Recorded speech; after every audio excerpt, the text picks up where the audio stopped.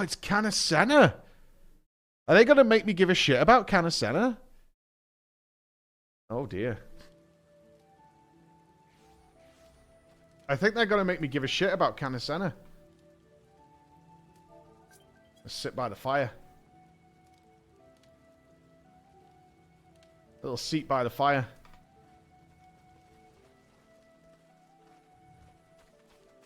The fire's gone out. They're going to make me give a shit about Canna, aren't they? Okay.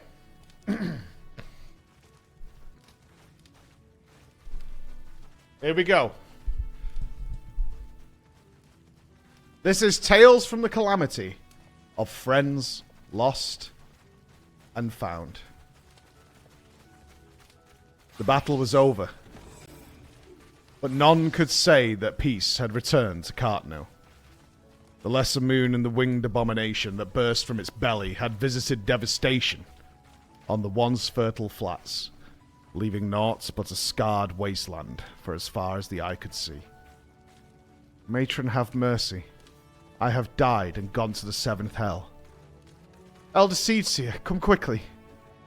Canna turned with a start, the sudden cry rousing her from a moment of reverie. She forced her eyes to focus on the speaker. A young serpent, his armor caked with dirt and gore, beckoning with a bloodied hand. My lady, there's something trapped beneath the steel beast. Mustering her strength, Canna joined the youth beside a fallen Magitech Reaper. From beneath the wreckage, she could make out the anguished groans of one tenuously clinging to life. One of our own, crushed by the armor of a fallen foe. At the Elder Seedseer's command, 5 soldiers joined their strength, slowly raising the battered hulk to free the unfortunate soul caught beneath. Even as the ponderous mass rolled aside, it became clear that the survivor had sworn no oath of allegiance to the Twin Adder, nor any company of the Eorzean Alliance. Clad in the armor of the same unholy steel as the Magitech monster which had entombed him, the Huron youth met Canna's gaze. Not yet a groan. There he lay, bloodied and battered on this god-forsaken battlefield. Nofaka, have mercy. He's just a boy. Forced into service against his will, like as not. Ordered to lay down his life for a cause he scarce understands. A strapping Elizan serpent stepped forward, seizing the youth's shoulder with a mailed fist and bringing the edge of his jade-hilted blade to the boy's throat. But say the word, my lady. The lad will feel no pain. Stay your hand. Canna's voice was soft, yet stern. He may have fought against us on the battlefield, but the battle is over. Now he is but a wounded child in need of care. Care that none save us can provide. Aye, my lady. The soldier hastily sheathed his blade, his expression careful and neutral. Taking up Claustrum, the staff of legend carved from arbor immemorial, the elder Seedseer stepped forward and focused her thoughts on the wounded youth. O guardians of this land, let the breath of life sweep across this plain that it may mend this child's broken body and bring succor to his wounds. What left Canna's lips as a whisper rose to echo across the flats. A gentle breeze broke the eerie stillness in the air, whistling as it swirled about the spot where the boy lay still. The tortured grimace on the youth's face slowly loosened. His eyes opened for a brief moment, then closed, in peaceful slumber. The boy will live. Bear him to the rearguard and see that he receives rest and nourishment. As you wish, my lady. For the next few bells, mayhap, a full turn of the sun. She could not say. Canna walked the battlefield, tended to the wounded. Eorzean, Garlean, friend or foe, it mattered not. These people cry out to me to ease their pain. Threading her way through the carnage, she weaved the incantations that would close wounds and ease anguish, bringing solace to the suffering. And yet, for everyone that she saved, countless scores were beyond saving. Looking out upon the bodies of the fallen, the elder Seedseer proclaimed, "They gave their lives in the name of hope. and hope forsook them, came the silent reply. They would never have come here, if not for me. As leader of Gridania, a nation barely a stone's throw from Garlean-held territory, it was Canna who first reached out to her comrades in Uldar and Limsa, setting in motion the events that would lead to the reformation of the Eorzean Alliance. A seeker of harmony in all things, the Elder Seedseer never had any wish to lead her people into a bloody conflict. Serenity, purity, sanctity, the virtues she held so dear were nowhere to be found on the desolate fields of Cartano. Yet what other choice had there been? The prophesied calamity could not simply be ignored. Not if Eorzea was to have any hope of a peaceful tomorrow. If there was even a chance that it could be averted, was it not her duty to try? Alas, the task had proven beyond her. Dalamud had fallen, unleashing Bahamut's terrible vengeance upon the land. And now the Seventh Umbral era was upon them. Despite her best efforts, Eorzea's dream of hope had given way to a waking nightmare. Canny remained in Cartano for several days, seeking out what few survivors remained and saving those that could yet be saved. Staring out over the wrack and ruin, she would often think upon the decisions she had made prior to that calamitous day. Was their suffering and sacrifice inevitable? Was there truly no other way? She could not say for sure. Nor was her uncertainty limited to past events.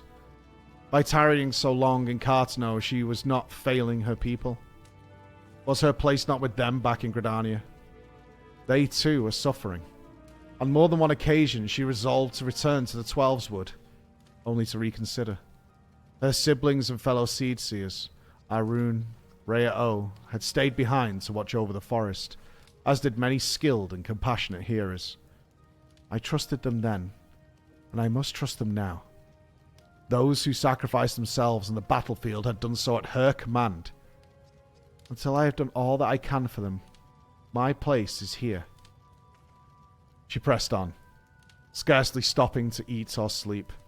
In the faces of the men and women she saved from death and suffering, she found the strength to carry on. The sun rose and set, and one day blurred into the next. But toward the close of the first week, the search parties had begun to return, empty-handed.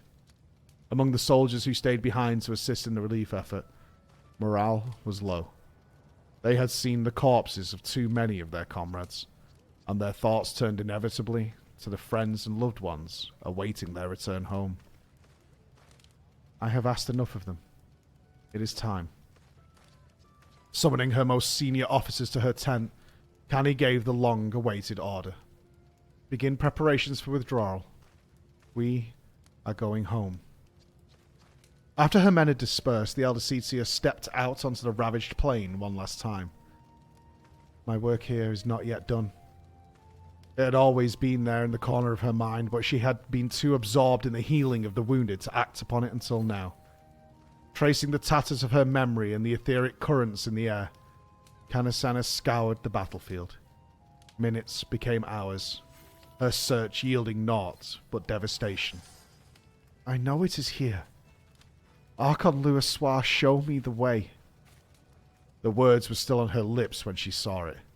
There, nestled in the lee of a blackened crag, rested the shattered remains of a staff. Tupsimati. Canny recognized the great staff at once. Even laying there in pieces, its power was plain. She could feel the etheric energies which radiated from it as keenly as one might the warmth of the sun. Quite how she had known that the staff had survived the Elder Primal's fury, she could not say. Standing there, it almost seemed as if the Archon's benevolent hand had guided her. This thought served to lift her spirits. But she forgot her aching legs. Your death shall not be in vain, my friend. Though Louisoix's great wisdom was lost to Eorzea forever, at least those destined to carry on his legacy would have his most cherished relic. The next day, Canny returned home, much to the relief of her countrymen. Gridania had not been spared Bahamut's wrath, and the return of the Elder Seedseer was a source of much comfort to all as they struggled to pick up the pieces of their shattered lives. Strong they are in face of such adversity, but the road ahead will not be easy.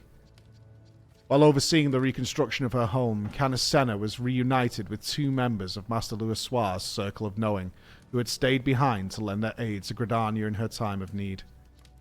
One day, when the time seemed right, she approached them.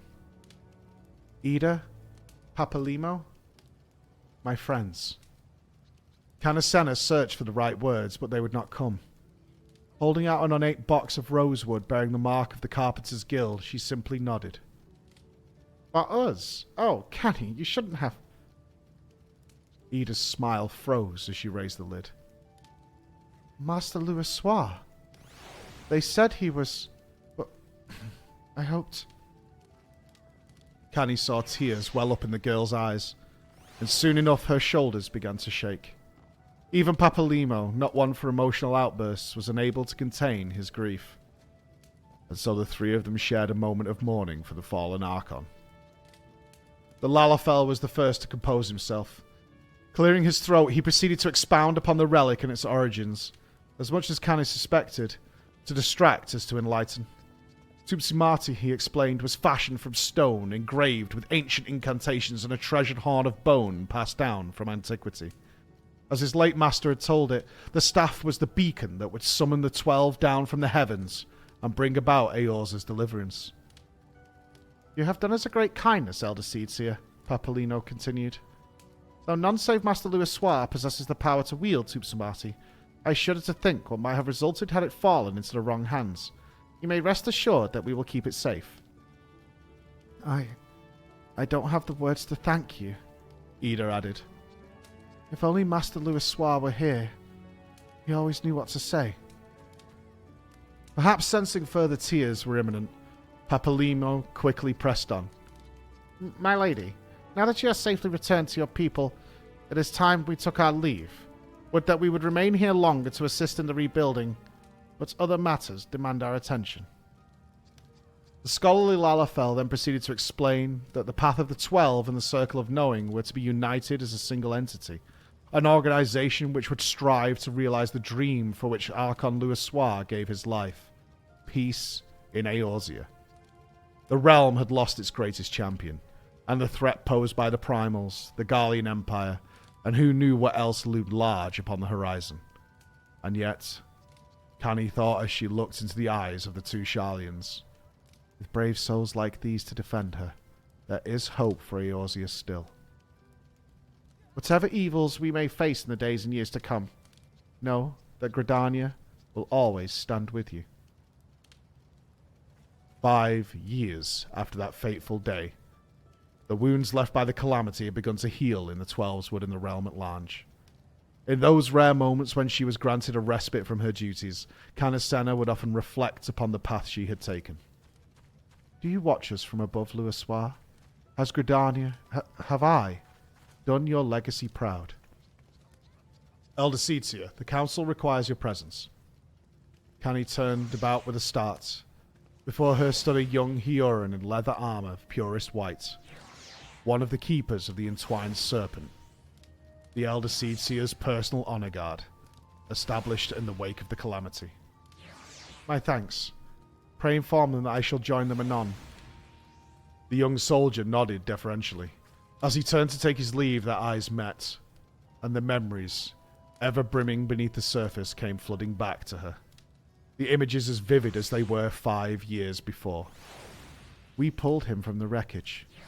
He was but a boy, alone and afraid. Wait, I will go now. Pray accompany me.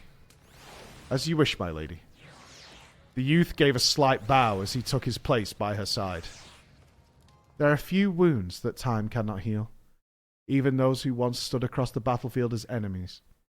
Through effort and understanding, may one day find themselves standing shoulder to shoulder, the stoutest of allies. Offering a silent prayer to Archon Louisoir and the friends she had lost, Canny turned her thoughts to the friends who now stood with her, and the countrymen who looked to her for wisdom and succor. The true rebirth of this realm has only just begun. As the sun's warm light streamed through the leaves and down upon the path before her, Canisena strode purposely forward. The greatest challenges still lie ahead, and yet we shall rise to meet them, together as one. The end. Not bad. Not bad. The Garlean who became a personal honor guard. Very nice. And she's the one who found Tupsimati. Oh, that was nice, actually. For Canacena, that was decent. That was not bad at all. I like that. I was expecting way worse. Way worse for Canacena. Some of these say new on them. Are they still writing histories of a realm reborn? Are they doing this to add to the later canon they established?